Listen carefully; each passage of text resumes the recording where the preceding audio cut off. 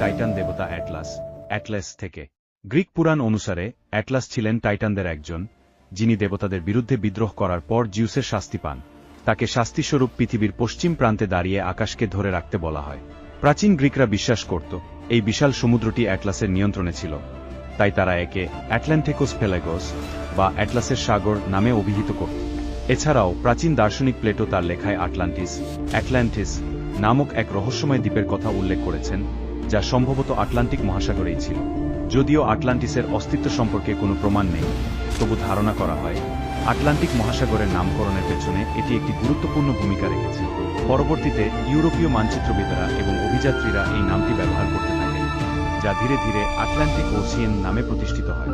মধ্যযুগীয় নৌচালনার যুগ থেকে শুরু করে আধুনিক সময় পর্যন্ত এই মহাসাগরটি বিশ্বের অন্যতম গুরুত্বপূর্ণ সমুদ্রপথ হিসেবে পরিচিত।